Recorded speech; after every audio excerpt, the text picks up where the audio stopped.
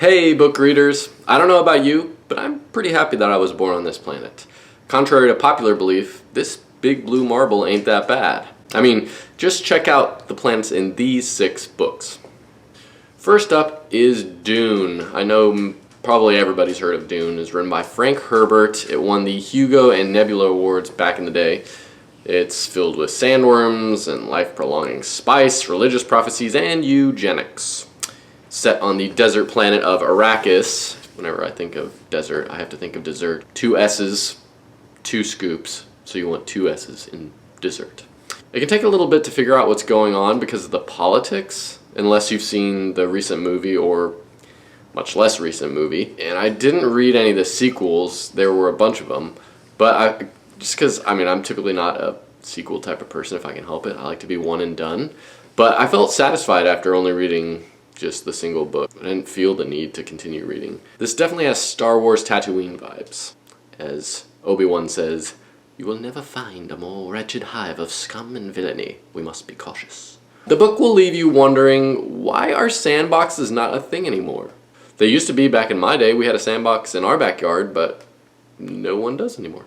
Next up is Hyperion by Dan Simmons, and this also won the Hugo Award. The mysterious time tombs are protected by this equally mysterious and deadly monster known as the Shrike. And there are 7 characters, each with a different fantastic sci-fi story, and they've all come to Hyperion, the planet, seeking answers. And the Time Tomb and the Shrike hold the answers to all these questions as everything's kind of coming together at once.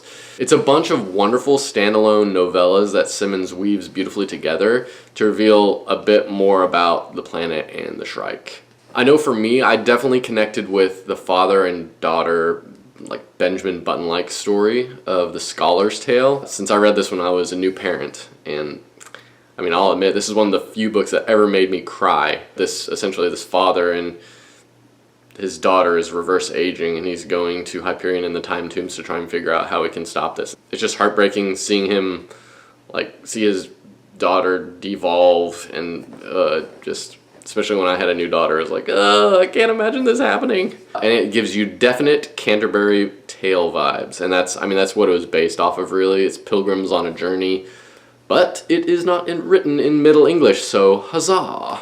And this book will leave you wondering, what would a road trip with strangers be like? Next up we have Skyward, written by Brandon Sanderson. The last remaining humans are trapped on this planet called Detritus, which is regularly attacked by aliens. And the main character, Spencer, wants to prove that her family is brave because her dad has been labeled a coward.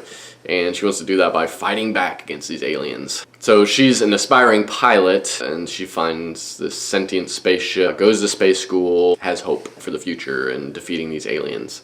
And it's YA, it's definitely a YA book, but it's not overly YA. Trust me, that's a big compliment. It's readable, you don't want to vomit, it's not cheesy. There's a slow, steady reveal throughout the book that's really worth the wait. And this is something Sanderson does in a lot of his novels. He really backloads it, and sometimes the first bit of it can be a bit of a slog to get through, but once you get to the end, it is just page-turner. You can't set it down. And I read the sequel, Starsight, and I plan to read the next few. I think there are 6 that he's gonna do. It has Ender's Game vibes. Remember, the enemy's gate is down.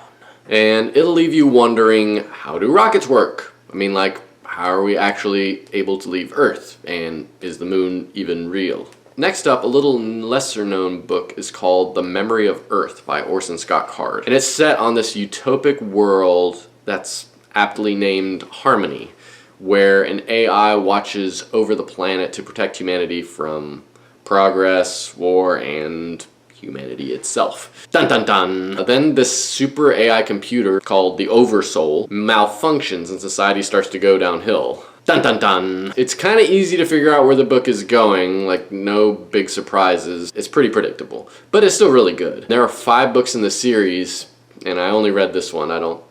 Again, I'm not a sequel type of person when I can help it. It was solid. It didn't hook me quite enough to keep on plugging along, but it was good. Apparently this takes a lot of inspiration from the Book of Mormon. It's definitely not something I was aware of when I read it, and I don't think it affects it at all. This book will leave you wondering, why would you set the bar so high by naming your planet Harmony? That's just asking for trouble. Dark Orbit by Carolyn Ives Gilman is next on the list. So a newly discovered planet, Iris, is surrounded by dark matter and thought to be uninhabited. Of course, there are beings living on this crystalline world, and they're blind. They go around the world with weird speech, and they have these extrasensory perceptions. And one of the crew who goes to this planet, Thora, she goes missing, and of course that's when first contact with this mystifying civilization ensues. I mean, it's about new experiences and thinking of how just incomprehensible an alien world could be. It had Star Trek Next Gen vibes, and specifically there's this one episode where Picard I guess he lands on a planet, has to try and communicate with this alien race, but they only speak in metaphors or anecdotes or something weird, where he has to just figure out exactly what's going on. So it's kind of like that, just with how different this alien race lives.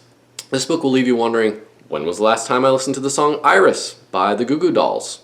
And last but not least, we have Hunters of the Red Moon by Marion Zimmer Bradley. This is a guilty pleasure read of mine. I mean, it's Pulp Fiction at its finest. A bunch of different aliens and Earthmen are kidnapped from their home worlds and forced to survive and fight to the death for a month against these aliens that no one has ever seen and live to tell the tale.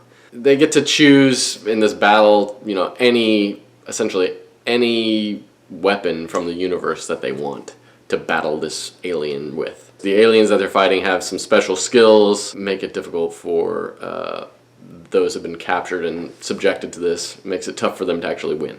Sure, the characters aren't fully formed, it's just a guilty pleasure read. I enjoy it just for the action and the idea itself. I eventually want to read the sequel, which is called The Survivors. Similar vibes to Hunger Games and The Most Dangerous Game. May the odds be ever in your favor. And the book will leave you wondering, anyone want to play hide and seek? So there you have it, 6 books with weird and wild planets. Happy reading.